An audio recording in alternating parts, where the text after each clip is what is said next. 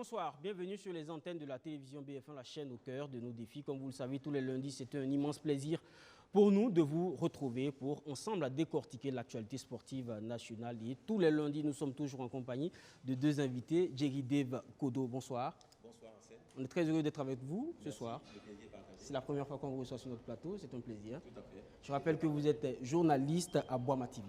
Exactement. Merci d'être avec nous. Et l'autre invité, vous le connaissez bien, mais ce n'est pas Madi Zongo.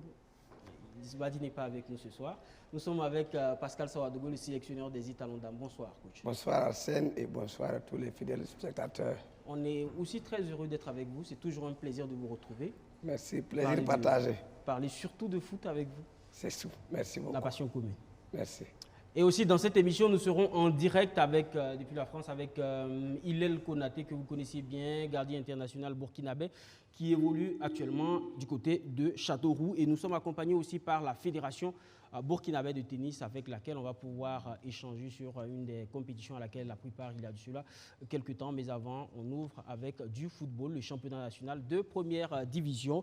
Raimo FC qui s'impose face à l'AS Douane et confirme ainsi son statut de leader du championnat national. Dans une rencontre acharnée face au poulain de Kamoumalo, Raimo a réussi à arracher une précieuse victoire et confirme ainsi son statut de leader. On va voir cela, c'est avec Soto Justin Dabi. Les académiciens de Bama renouent avec la victoire après leur défaite le week-end dernier face à Vitesse FC. Les pensionnaires de l'Académie Nouaga Ouedraogo s'offrent une belle victoire dans la course au titre face au Gabelou. Une victoire qui a mis du temps à se dessiner. Dès le coup d'envoi, le Raimo FC affiche de bonnes intentions. Les académiciens de Bama prennent d'assaut le camp des Gabelou sans pourtant trouver la faille. L'AS Douane, très réaliste, transforme sa première occasion franche de but. À la 36e minute, sur un centre de Andakou Sagné, Draman Nikiema trompe Mathieu Convelbo pour l'ouverture du score.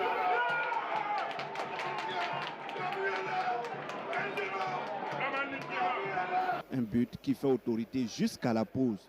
À la reprise, les académiciens de Bama prennent le jeu à leur compte. Une domination qui va payer à la 52e minute.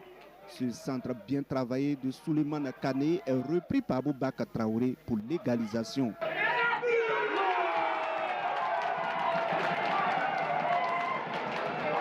L'AS Douane panique et va se faire punir à la 66e minute de jeu. Souleymane Kane se joue de la défense de Gabelou avant d'inscrire le second but de Raimo.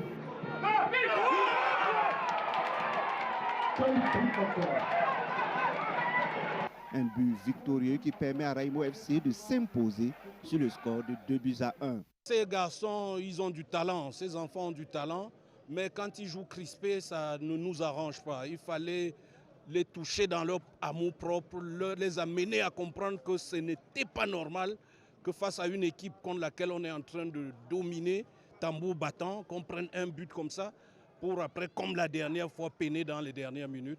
Ils ont compris et ils sont revenus à la charge. Aujourd'hui, les jeunes ont compris qu'il faut se battre d'égal à égal. Et même l'anecdote circulait selon laquelle il est question d'une passation de charge entre le champion sortant et le futur champion entrant, pourquoi pas. Mais on dit, prenons match après match, on verra plus tard. Que des regrets du côté de l'AS Douane qui avait bien entamé la rencontre. Offensivement, nous avons pu dérouler, nous avons eu quand même beaucoup d'opportunités qu'on pouvait mettre assez de buts. Nous ne l'avons pas fait, c'est un seul but que nous avons pu marquer. À l'opposé, défensivement, nous avons pêché beaucoup. Quand vous regardez le premier but égalisateur et même le deuxième but, bon, c'est vraiment, nous avons été très laxistes à ce niveau. Grâce à cette victoire, le Raimo FC prend 3 points d'avance sur l'AS Sonabel. L'AS Douane freinée tentera de se racheter vendredi prochain lors de la 19e journée du championnat face au Real du Faso.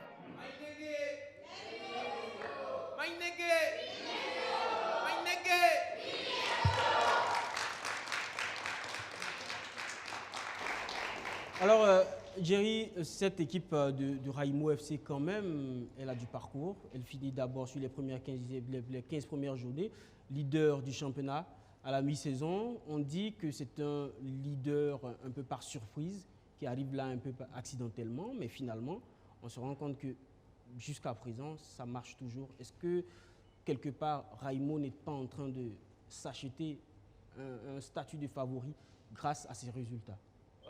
Je crois que, personnellement, ce que Raimo a démontré depuis le début du championnat jusque-là, je pense que c'est un prétendant légitime au titre.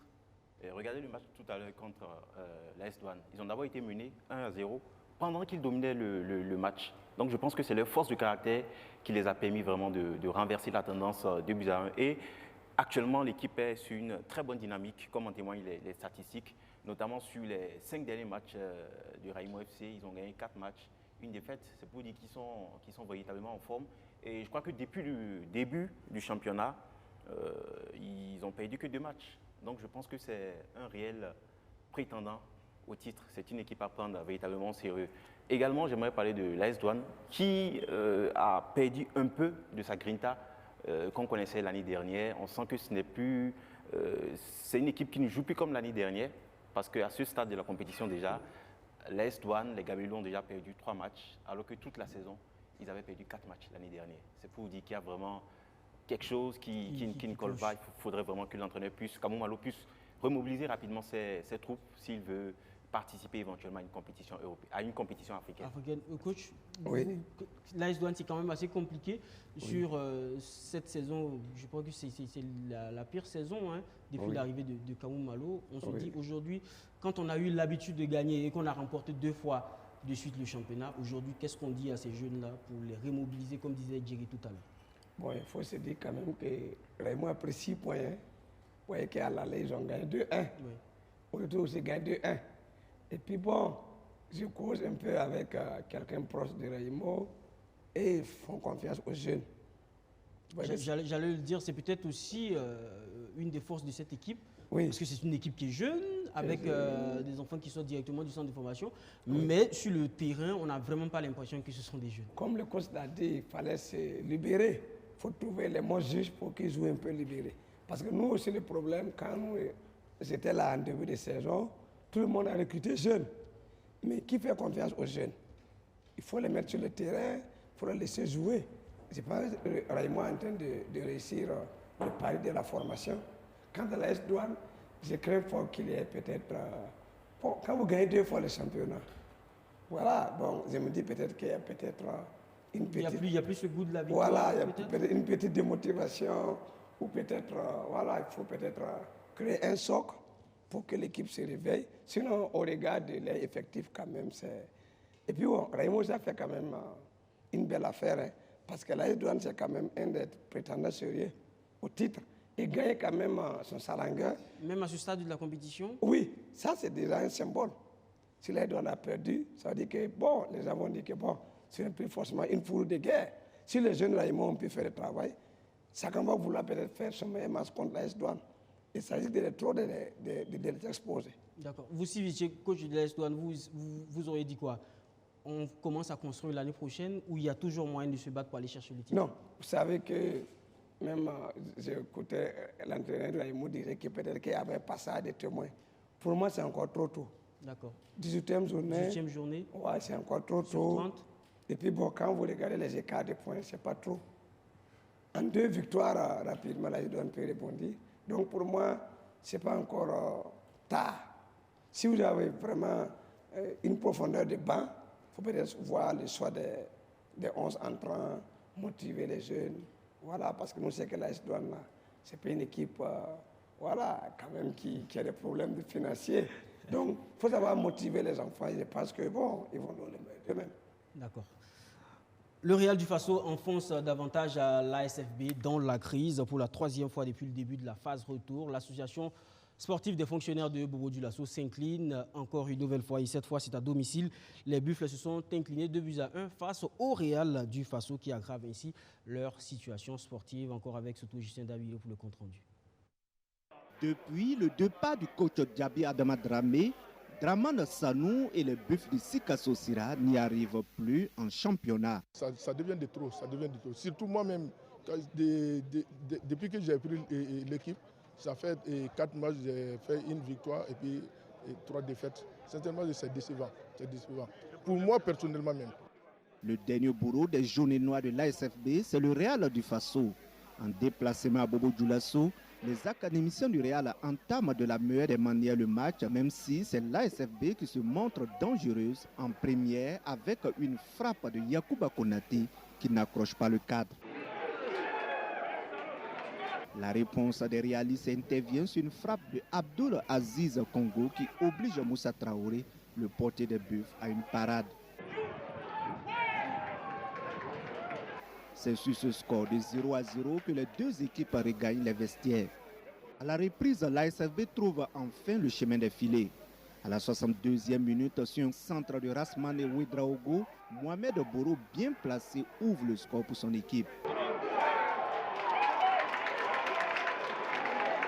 Le Real du Faso n'abdique pas et réagit 3 minutes seulement après l'ouverture du score de l'ASFB. À la 65e minute, Salif Saint-Pourri sauve un doublé et permet à son équipe de reprendre l'avantage au score. Un avantage que les visiteurs maintiennent jusqu'au coup de sifflet final de l'arbitre. Score final, ASFB 1, Real du Faso 2. Je me dis qu'on n'était pas assez engagé, il faut le reconnaître, on n'était pas assez engagé. Si tu vois les Real du Faso, ils avaient plus d'envie que nous. Voilà, ils jetaient sur toutes les balles. C'était normal qu'ils gagnent. Franchement, ils ont mérité la victoire. Belle victoire pour Armand Bassouli et ses garçons qui s'offrent une bouffée d'oxygène au classement. On savait que le match allait être très compliqué, très difficile face à une équipe qui a aligné aussi 3 matchs sans victoire. Donc on s'attendait à un match très compliqué, très difficile. Donc sur le plan mental, les enfants étaient déjà préparés. La différence, c'est toujours la ténacité des enfants. Voilà, ils ont cru jusqu'à la dernière minute. Voilà, donc je leur tire mon chapeau. Aucune victoire pour les Buffs de Sikasso Sira depuis le début de la phase retour du championnat national de première division. Avec cette nouvelle défaite à domicile, l'ASFB plonge dans une crise de résultats. La belle opération est pour le Real du Faso qui repart de Bobo Dioulasso avec 3 précieux points dans la course au maintien.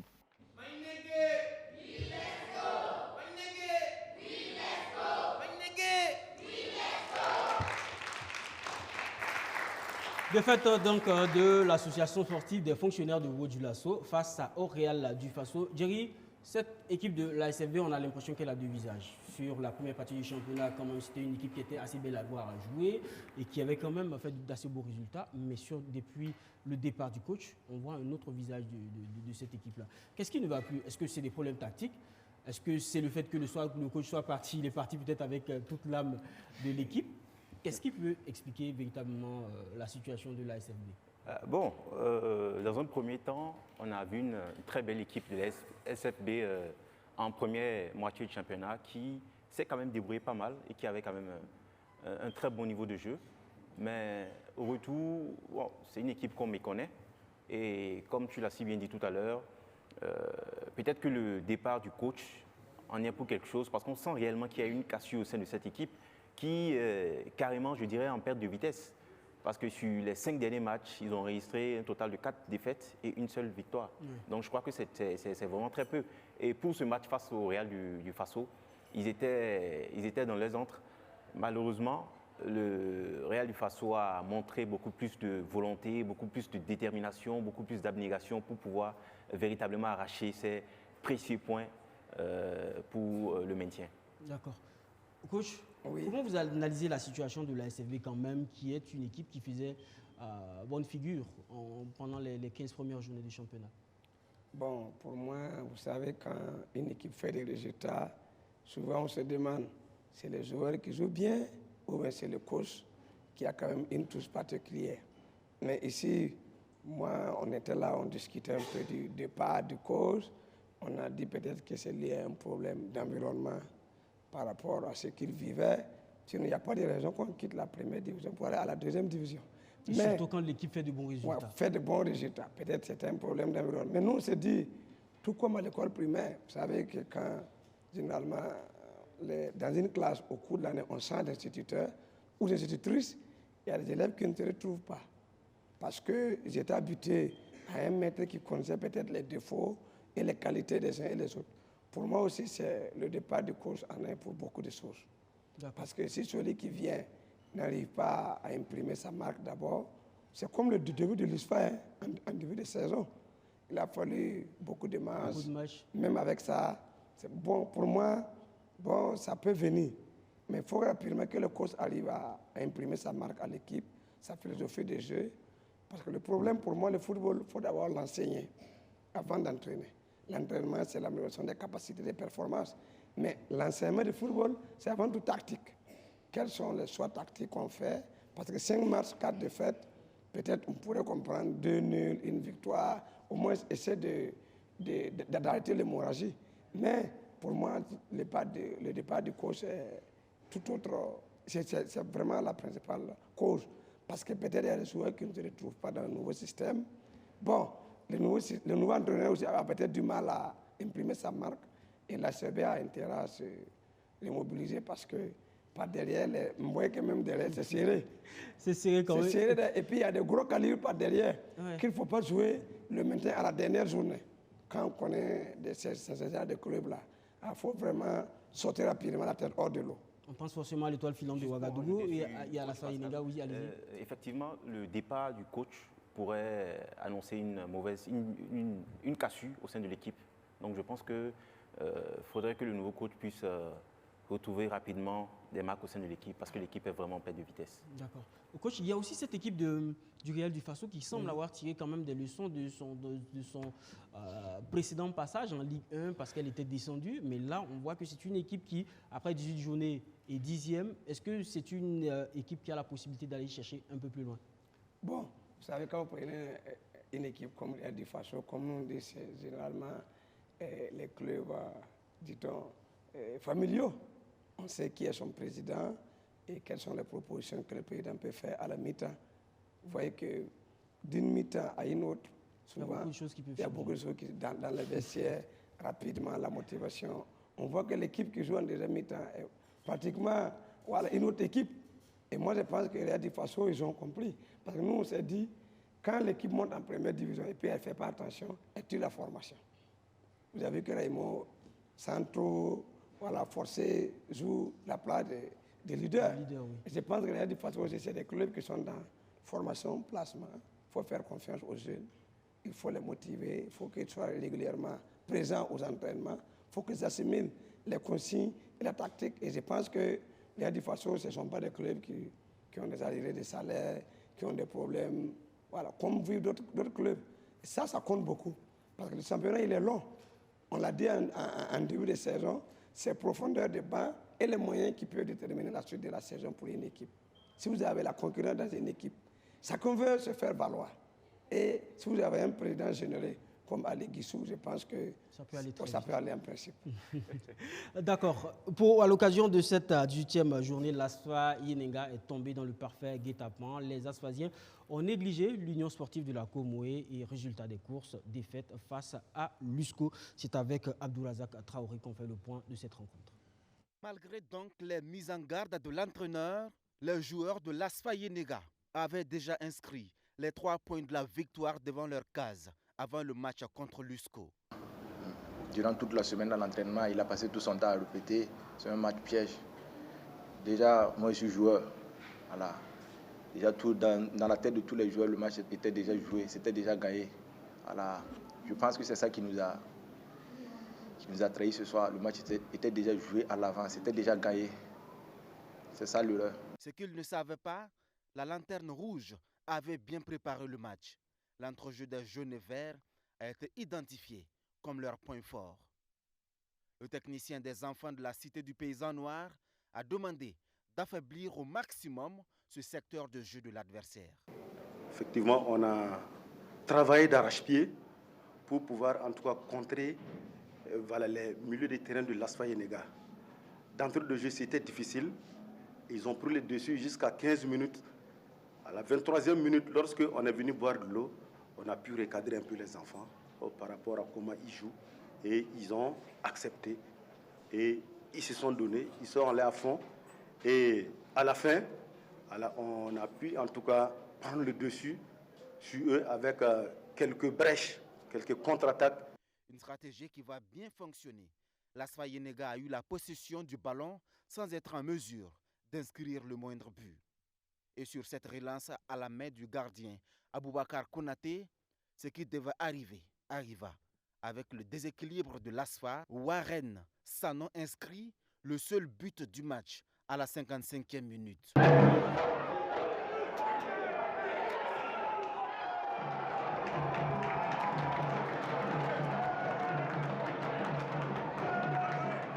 Les hommes de Brahima Traoré vont courir derrière le score jusqu'au coup de sifflet final.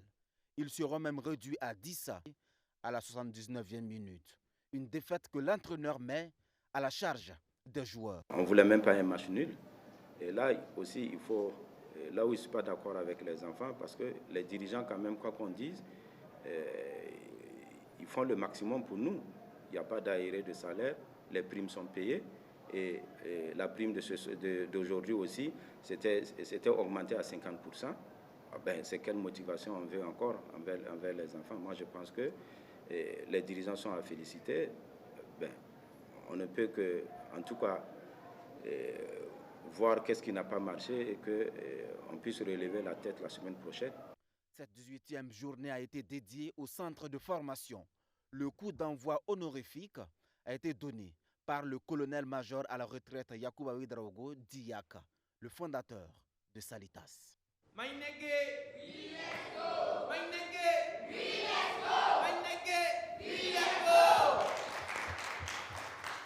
Défaite donc de l'ASFA Yenenga face à l'USCO.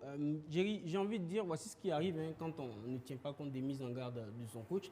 Le capitaine de l'ASFA l'a quelque peu avoué. Ils n'ont pas tenu compte de ce que le coach disait. C'était un match piège et finalement, bon, il passe à côté de 3 points, mais également il passe à côté d'une prime qui a été revalorisée à plus de 50% comme il le disait. C'est vraiment dommage de perdre contre la lanterne rouge, excusez, puisque je pense que le match a été très mal préparé et je pense que l'adversaire a eu à prendre un certain avantage bien avant même le début du match, puisque, étant donné que l'US Comé était l'antenne rouge, donc les joueurs de l'ASFA se sont dit, bon, on rencontre l'antenne rouge du championnat, donc bon, on va forcément prendre des points, tout le monde prend des points, donc on va également prendre des points. Donc je pense que le match n'a pas été préparé comme il le fallait. Ils n'ont pas été vraiment concentrés vraiment dans ce match. Donc je pense que c'est ce qui a véritablement manqué à cette équipe de l'ASFA.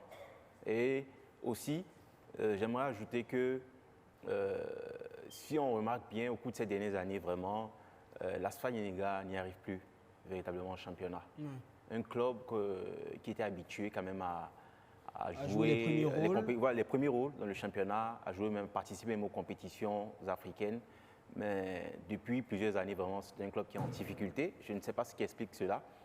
Et déjà, leur dernier titre, si je ne me trompe, remonte à 2013.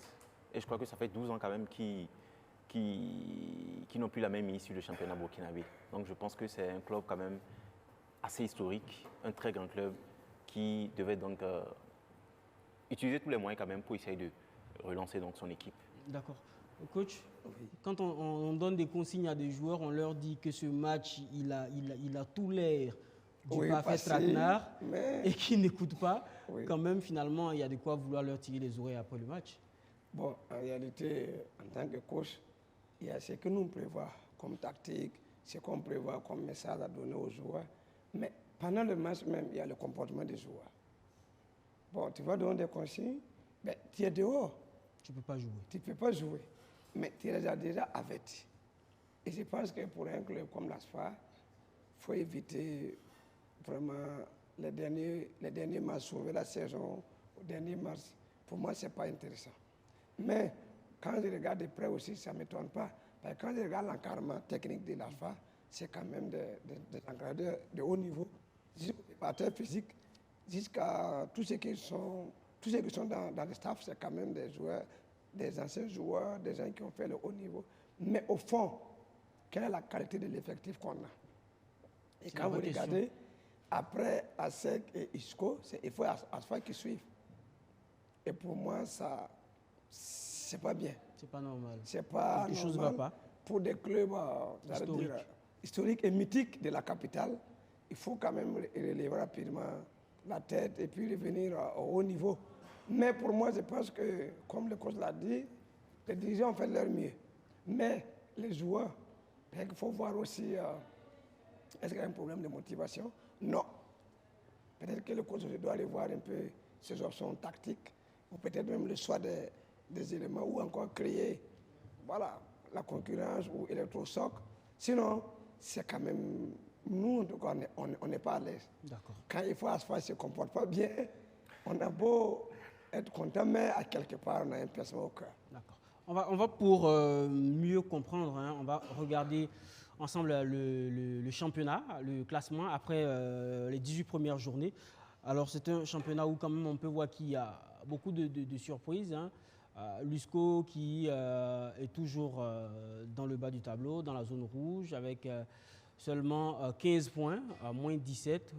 Également le même nombre de points que la SEC de Koudougou, 15 points, moins 17 aussi. Et tout juste en haut, il y a l'étoile filante de Ouagadougou qui est 14e.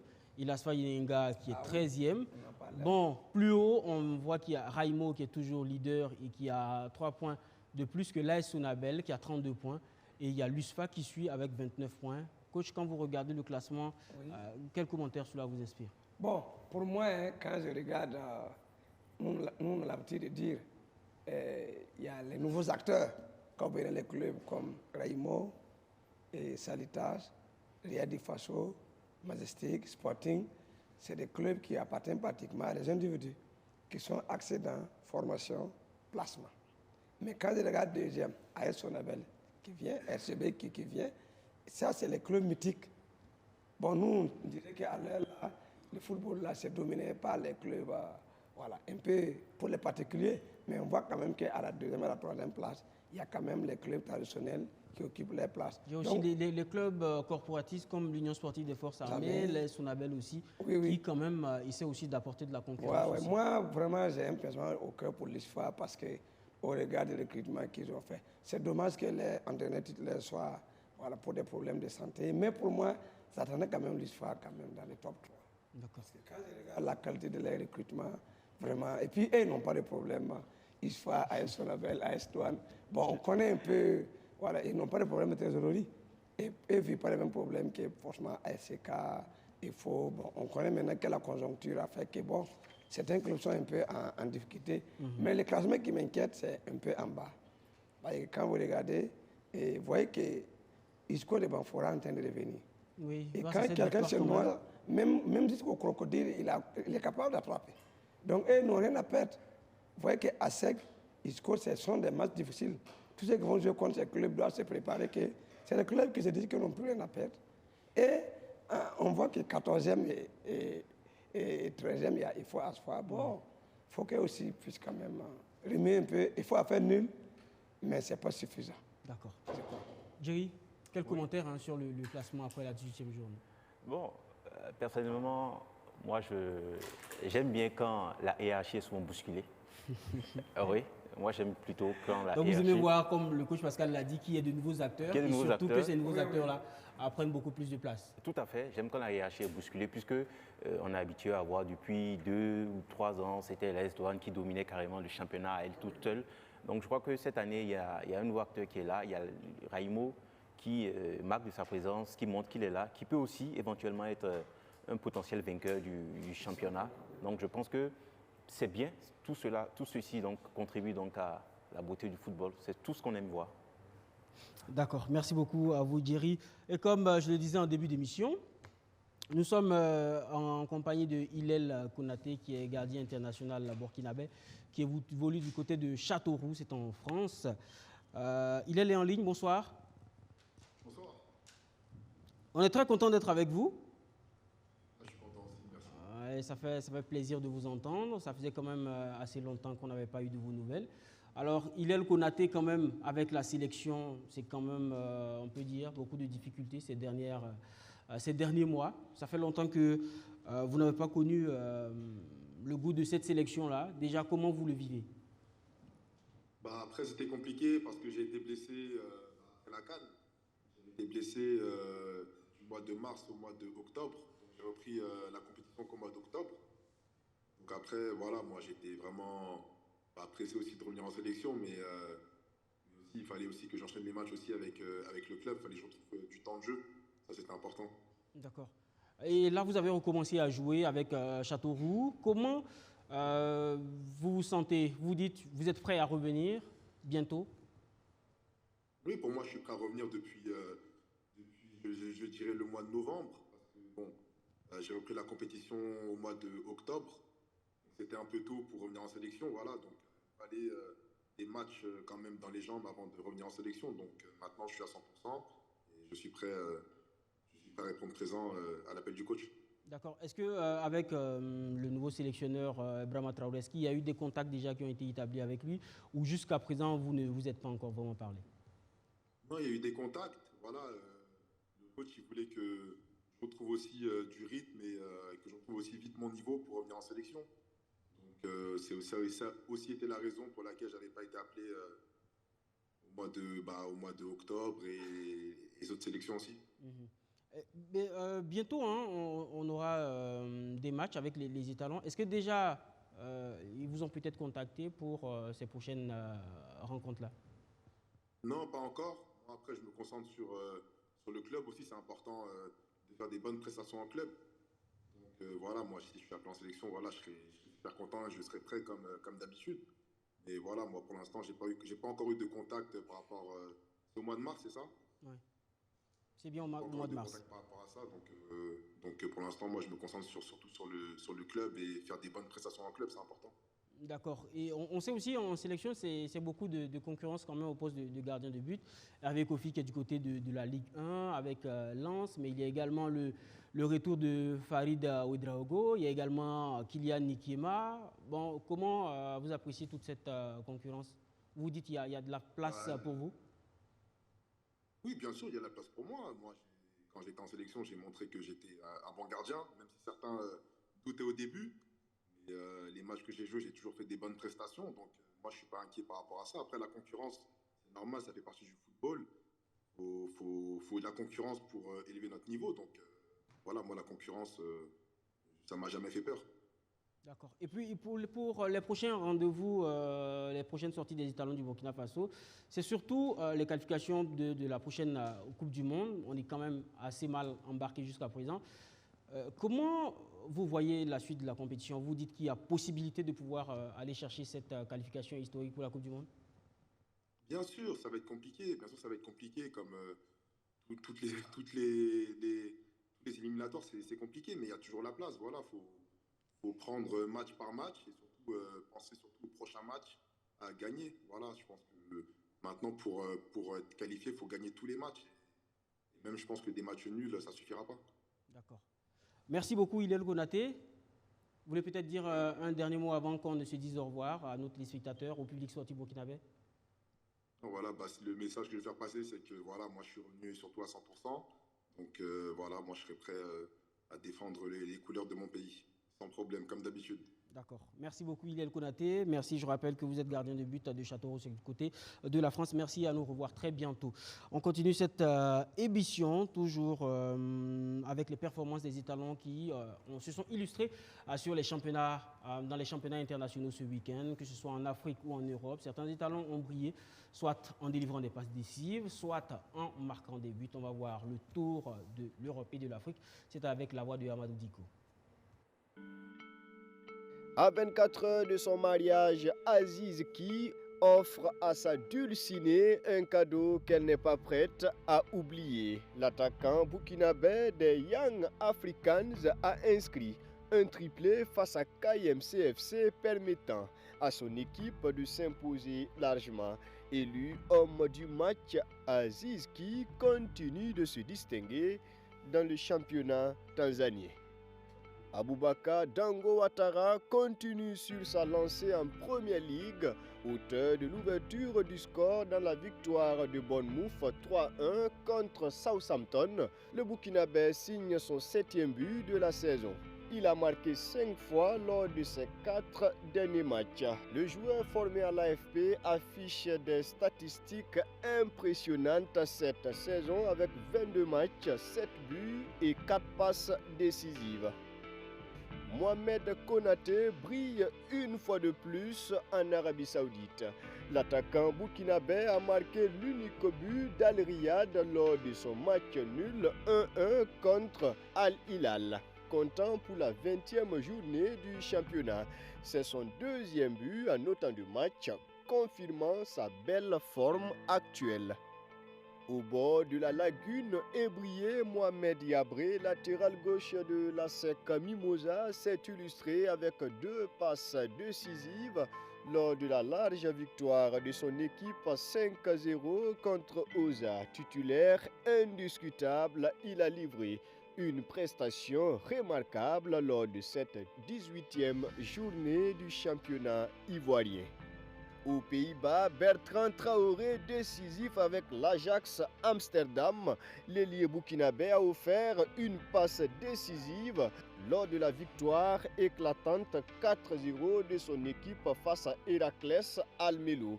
Grâce à cette victoire, l'Ajax s'empare de la tête du championnat avec 2 points d'avance contre le PSV et un match en retard.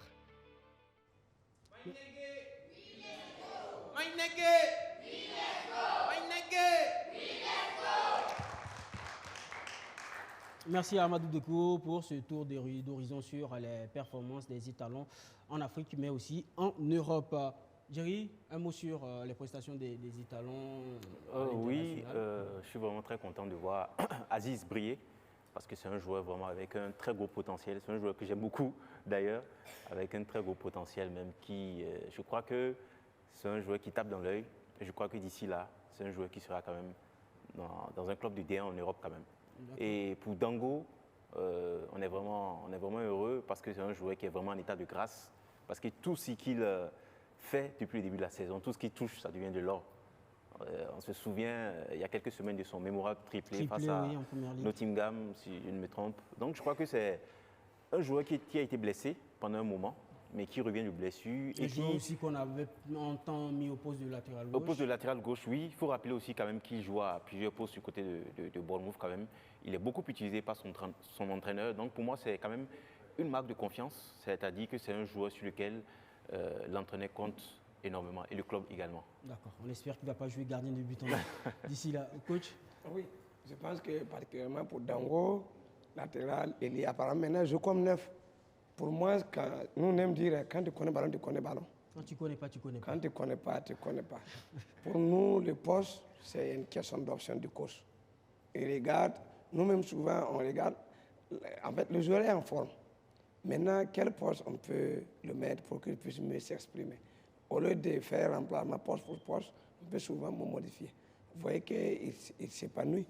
Alors que la première ligue, c'est l'un des championnats les plus intenses. Là où le dernier veut battre le premier, tout est ouvert là-bas. Et par rapport à Ziski aussi, bon, moi vraiment je suis content de ce résultat en club, mais il n'arrive pas à s'imposer. À l'équipe nationale, on ne le voit pas, c'est pas ce qu'il a. C'est le joueur toujours annoncé, mais oui, à l'arrivée, c'est quand même pas bon. Comme c'est un Samo aussi, on ne sait pas. C'est sûrement ça. Voilà, il a mélangé peut-être les pédales. Pour Bertrand, c'est toujours bon que voilà, il donne une part décisive. Pour moi, ça augure déjà des bonnes choses pour le mois de mars. Il faut qu'il se réveille parce qu'il faut qu'on gagne des points. Pour moi, je crois fermement à cette qualification historique. Il y a l'Égypte qui est devant, mais ce n'est pas forcément une fourre de guerre. Il y a peut-être des équipes qui sont un peu en fin de cycle, qu'on peut profiter. Et puis bon, pour moi, en tout cas, tout est ouvert. Donc vous n'avez pas peur du duo Marmouche-Mohamed Salah pour non, le prochain match? Pour moi, une personne, deux personnes, pour peu qu'on joue en bloc, bon, ça peut quand même compenser. C'est quand on part à 1 contre 1, par exemple, Mohamed Salah, il a la vitesse, la technique, mais quand c'est un bloc en face, bon, c'est pas sûr qu'il puisse s'exprimer. Et puis, on ne sait jamais. Il y a toujours, bon, peut-être des faits de jeu, des blessures, des suspensions, on ne sait jamais. Et à tout moment, il y a toujours quand même... Je pense que la commission WAC, c'est ce qu'il faut faire maintenant. Hein. Je crois que mars, c'est la porte d'à côté, mais si on donne les moyens à la commission WAC déjà pour préparer le terrain, je crois qu'il y a beaucoup de choses qui peuvent aller, n'est-ce pas, Jerry? Bien sûr. Bertrand, personnellement, je pense que s'il réussit à être à 100%, je crois que son impact serait vraiment énorme dans l'équipe. Parce que c'est un joueur vraiment, on ne cesse de le dire, c'est un joueur avec un très gros potentiel. Donc si, techniquement, déjà parlant, il est déjà au point. Donc s'il réussit à trouver une très bonne condition physique, je crois que l'impact sur l'équipe nationale serait vraiment énorme. D'accord. Et pour les prochains matchs, donc, le Burkina Faso a besoin de tous les joueurs, mais surtout de son capitaine Bertrand Traoré pour aller chercher des victoires. Et comme je le disais, nous sommes accompagnés ce soir, le public, c'est le public de la Fédération burkinabé de tennis. Le coach Bessebro Michel Tano est avec nous. Il est entraîneur national adjoint. Bonsoir, coach. Oui, bonsoir. On est très content d'être en votre compagnie ce soir. Merci d'avoir fait le déplacement de la télévision BF1. Nous également aussi. Et je crois que vous revenez d'une compétition pour les jeunes, les U17, c'est bien ça? Vous pouvez nous en parler? S'il vous plaît, pouvez vous répéter, je n'ai pas bien. Vous revenez d'une compétition? Oui, nous venons d'une compétition de l'Afrique de l'Ouest, le championnat d'Afrique de l'Ouest de 14 ans et les 16 ans et moins. Nous avons participé, il y avait 9 pays représentés et nous sommes sortis 3e de la compétition. Nous avons ramené la 3e place, la médaille de bronze plus notre trophée. D'accord, donc on peut dire que dans l'ensemble ça s'est bien passé. Comment vous avez apprécié le niveau des autres équipes qui étaient là? Bon, sincèrement, par rapport aux autres équipes, se sont bien préparées aussi, comme nous d'ailleurs. Nous sommes partis vraiment mouiller le maillot. Et seulement, nous avons un problème vraiment fondamental ici, parce que c'est le problème d'infrastructure qui nous pose ici. Sincèrement, si nous allons profiter de votre micro pour demander vraiment s'il peut vraiment revoir notre structure aussi, qui est le tennis, qui n'est pas aussi, qui est un peu délaissé, et qui n'est pas vraiment très connu du public. Nous allons profiter de votre micro pour d'abord remercier d'abord les responsables de BF1 et vous les journalistes aussi, et remercier aussi la Fédération burkinabé de tennis qui nous a permis aussi d'aller nous mesurer aussi à les autres pays, et on sait aussi qu'on n'est pas aussi laissé pour rien. D'accord. Est-ce que par rapport aux autres équipes qui ont participé à cette compétition, vous dites qu'il y a moyen de faire mieux si on a de meilleures infrastructures? Exactement, ça, je suis prêt. Je vous le dis haut et fort. Parce que nous, ici, les clubs qui sont rattachés à des hôtels privés, tout le temps, il faut aller poser une demande pour pouvoir encadrer les enfants. Mais avec le peu de moyens que nous avons, on est arrivé sur 11 pays, parce qu'il y avait des pays comme la Côte d'Ivoire, le Nigeria, le Ghana, le Togo, qui ont des bonnes infrastructures. Quand vous faites le tour là-bas, sincèrement, ils ont des bonnes infrastructures. Mais nous, ici, sincèrement, si on gagne, la Fédération burkinabé gagne de l'aide, je pense qu'on peut faire beaucoup de choses aussi pour le tennis. D'accord. La compétition, c'était les garçons et les filles aussi? Oui, il y a les garçons de 14 ans et moins, filles comme garçons, et les 16 ans et moins, filles comme garçons. Et le résultat, c'est quoi? C'est un résultat général pour les filles et les garçons? Oui, parce que d'abord, nous avons fait une compétition individuelle. Et la première étape qui s'est déroulée du 11 au 15 janvier dernier. Et la deuxième étape qui était ça, c'était pour les pays. Parce que là, qui s'est déroulée du 16 au 19. D'accord. Merci beaucoup. C'était divisé par plusieurs de 3 groupes. Où la poule A, la poule B et la poule C. Nous étions logés dans la poule B, où nous sommes sortis premiers de notre poule. Et chaque catégorie, chaque poule, les premiers de chaque poule sont sortis. Et le meilleur quatrième est repêché pour rejouer les demi-finales. Où nous avons participé au tirage au sort, nous sommes tombés contre le Mali. Et on a perdu en demi-finale contre le Mali, qui est d'abord le champion sortant. D'accord. Merci à vous, coach Bessebro Michel Tano. Je rappelle que vous êtes entraîneur national adjoint de la fédération. Oui. Je pense que quand une équipe nationale de Burkina sort et puis ramène une médaille, je pense qu'il faut les féliciter. Bien sûr. Parce que, quoi qu'on dise, nous, savoir que malgré les problèmes que nous vivons au pays, il y a toujours la possibilité de pratiquer les sports comme le tennis. Je pense qu'ils sont à féliciter. Parce que quand on ne regarde pas forcément, on dit que c'est un pays de miracles. Peut-être que la 3e place qu'on a méritée, c'est grâce à l'effort des individus. Il a parlé des terrains avec les hôtels, alors que peut-être que si l'État s'impliquait davantage, on aurait peut-être un meilleur classement. Et je pense qu'il faut les féliciter parce que quand même ils ont fait honneur au pays et au drapeau national. D'accord, merci beaucoup coach. Dans le cadre des préparatifs pour la CAN des moins de 17 ans, les poulains de Oscar Barreau ont affronté un match amical Salim FC le jeudi 13 février au stade Wobi de Bobo Dioulasso, un match pour mettre en jambe les joueurs et surtout pour choisir les 20 joueurs parmi les 34 présents pour le regroupement des U17. Thomas Koukayao et Soto Justin Dabiré pour le compte-rendu de ce match. Les étalons U17 en pleine préparation pour la CAN, la Coupe d'Afrique des Nations des moins de 17 ans qui se tiendra en principe au Maroc du 30 mars au 19 avril 2025. Pour cette compétition africaine, les étalons U17 sont logés dans la poule B avec l'Afrique du Sud, l'Égypte et un pays de l'UNIFAC, l'Union des fédérations de football d'Afrique centrale. Une poule à la portée des jeunes burkinabés selon le sélectionneur. Aujourd'hui, le Burkina fait partie des grandes nations de football. Vous voyez, les têtes de poule, le Burkina était tête de poule. Alors moi, avec ma petite expérience d'entraîneur, j'ai déjà rencontré ces équipes en catégorie junior. Voilà, et je me rappelle qu'avant de revenir avec les Jeux africains, la médaille d'or des Jeux africains, l'Afrique du Sud venait d'arriver de la Coupe du Monde, mais nous les avons défaits 4-1. Donc il suffit de travailler, de croire en ce que nous faisons et de croire à ces jeunes-là, et puis nous pouvons soulever des montagnes. Pour mieux aborder les matchs et donner plus de chances aux étalons U17, Oscar Barreau dit mettre toutes les chances de son côté en misant sur une bonne préparation. Je pense que nous avons entamé cette préparation avec beaucoup de choses à la fois. Nous sommes avec un effectif de 34 joueurs et 30 joueurs de champ plus 4 gardiens, où nous devrons rechercher à retenir 25 et pouvoir continuer le reste de la préparation. Alors nous travaillons sur les aspects fonciers et également sur les aspects tactiques. Pour le deuxième match de préparation, les poulains de Oscar Barreau s'offrent une deuxième victoire d'affilée. Face aux U17 de Salim FC, les U17 burkinabés s'imposent sur le score de 4-0. Nous sommes à 3 jours. Déjà le premier match, on avait gagné 1-0, voilà, parce que c'était le deuxième jour de la préparation. Aujourd'hui, nous sommes au 4e jour et nous arrivons à gagner 4. C'est-à-dire que le travail que nous avons commencé, les jeunes commencent à comprendre ce que nous voulons d'eux. Lors de leur troisième match de préparation prévu en principe pour le dimanche 16 février 2025, les étalons U17 joueront les U17 du Mali.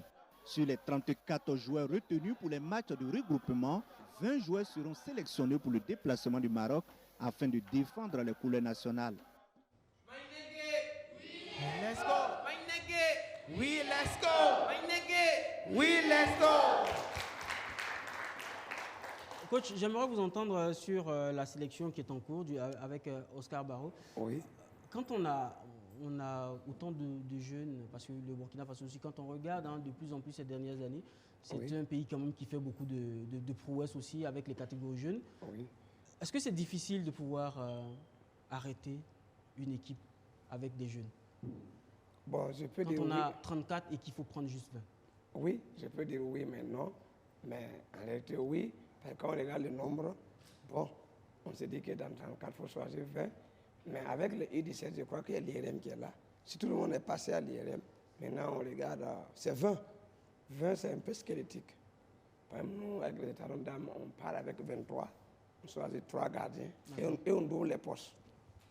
Voilà, en ce moment, bon, tu es obligé de choisir 8 défenseurs, 6 milieux, 6 attaquants. Maintenant, il y a des joueurs ou des joueuses qui sont un peu polyvalentes. Donc, tu vas essayer de regarder.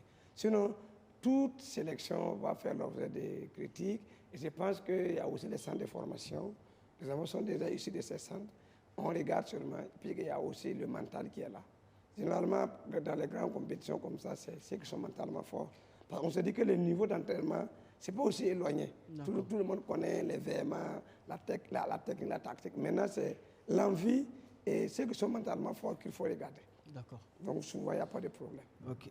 C'était jour de derby. En Allemagne, ce week-end, il y avait derby entre le Bayer Leverkusen de notre compatriote Edmond Tabsoba face au Bayern de Munich, à des milliers de kilomètres de là. Des Burkinabés étaient réunis ici à Ouagadougou pour suivre ce match. C'est grâce à Canal+ Burkina que cela a été possible. On fait le point de ce match qui a été suivi de très loin avec Luc Paguelguem. Des supporters burkinabés à Ouagadougou comme au stade Bay Arena du Bayer Leverkusen en Allemagne. L'espace Squash Time, le temps d'un match, s'est transformé en terrain de football pour le choc de la 22e journée de la Bundesliga entre le leader du championnat allemand, le Bayern de Munich, et son dauphin, le Bayer Leverkusen. L'attention des Burkinabés sur le championnat allemand d'élite de football, c'est sur l'international burkinabé, l'étalon Edmond Tapsoba, sociétaire de l'équipe tenante du titre, le Bayer Leverkusen, qui a détrôné l'ogre bavarois la saison écoulée et qui l'a déjà battu par 2 reprises en championnat et en Coupe d'Allemagne cette saison. Canal+ a donc initié cette projection pour mettre en lumière le Zaxwaba national.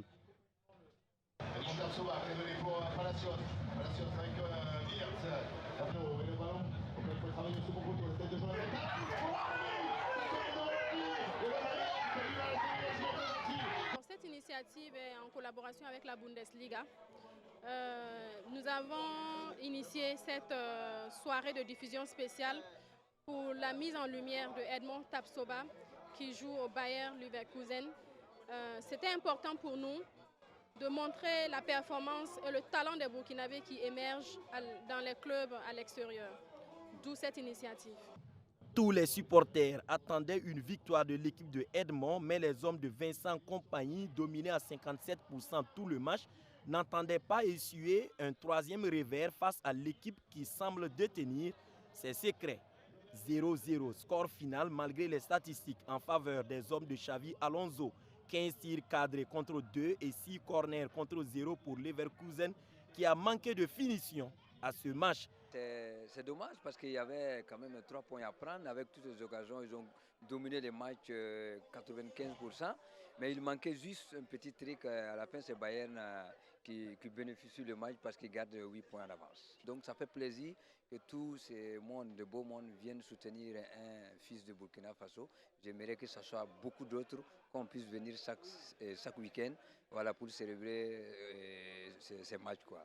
Des Burkinabés espéraient une victoire de leurs compatriotes, mais au vu de l'enjeu du match, se sont résolus à pronostiquer 0-0, ce qui leur a valu des gadgets en fin de match. Le Bayer Leverkusen manque l'occasion de réduire l'écart avec le Bayern de Munich, qui totalise 55 points, dont 17 victoires, 4 nuls et 1 défaite, pour se classer 2e à 8 longueurs, pour 47 points, dont 13 victoires, 8 nuls et 1 défaite, même si l'espoir de conserver le titre reste permis. Oui, let's go! Oui, let's go!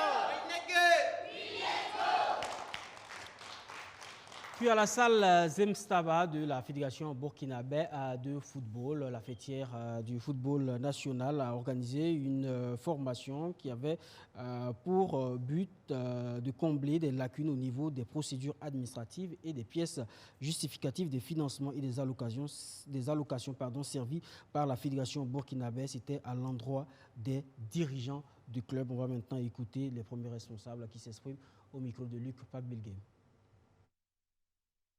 C'est les procédures administratives et financières et le traitement des licences, les transferts et autres. Nous avons vu que le secrétaire général, qui est l'acteur principal des organisations au niveau du football, il manque beaucoup de formation. Et quand on n'a pas un secrétaire général qui est bien formé, ça joue sur tous les clubs, ça joue sur les ligues. Donc nous avons voulu d'abord former les secrétaires généraux pour tout ce qui est comme activité au niveau des différentes ligues, des différents clubs. Et nous avons aussi vu qu'il y avait des difficultés pour la justification des pièces justificatives au niveau des clubs ou des ligues. Lorsque la fédération met des ressources à leur disposition, il y a des difficultés pour justifier. Donc, dans les 2 jours aussi, nous allons convenir ensemble comment il faut justifier, quelles sont les pièces qui sont nécessaires. Parce qu'aujourd'hui, il faut rendre compte, quand on reçoit des ressources, il faut rendre compte à la fin. Et enfin, nous allons aussi échanger avec les secrétaires généraux sur les différents, comme il faut faire les transferts, les licences, traitement des licences. Convaincu qu'une fédération forte est une fédération portée par des membres forts. La force de ces membres est adossée à de solides connaissances de gestion administrative et financière, de même que la diligence dans le traitement des dossiers, entre autres. Le présent atelier vous offre une opportunité de renforcer votre contribution au développement de notre football. Je vous invite donc à la concentration et à l'assiduité afin d'en tirer meilleur profit. Je voudrais encore vous rassurer de mon entière disponibilité à accompagner les acteurs du football dans toute initiative de renforcement de connaissances. Oui, let's go. Oui, let's go. Oui, let's go. Alors voilà, le temps qui nous est imparti est écoulé, coach. Merci d'avoir été avec nous. Oui, déjà. Ah, d'accord. Je rappelle que Pascal Sawadogo, vous êtes sélectionneur des talents d'âme et également coach des étincelles. C'est ça. D'accord. Merci d'avoir été avec nous et on vous souhaite bonne chance aussi pour la double confrontation face au Burundi les 23 et 26 février prochains. Côté de Bamako. Côté de Bamako. La IS, c'est chez nous. D'accord. C'est toujours chez nous. Jerry Dave, merci d'avoir été avec nous. C'était un plaisir. D'accord. Et aussi, merci à la Fédération burkinabé de tennis qui nous a accompagnés pour ce magazine. Et avant qu'on se dise au revoir, j'aimerais faire un clin d'œil à la famille Irié depuis Abidjan-Bégerville, quartier Marchou. Merci de nous suivre depuis Bégerville et que Dieu veille sur vous. À vous, chers téléspectateurs qui nous avons suivis. Nous sommes très heureux, comme tous les lundis, d'être en votre compagnie. N'oubliez pas de vous abonner sur nos réseaux sociaux. Arsène Konditamde sur Facebook, Twitter et aussi Instagram. Abonnez-vous, likez, partagez pour toujours nous donner de la force. Stay safe et à lundi prochain.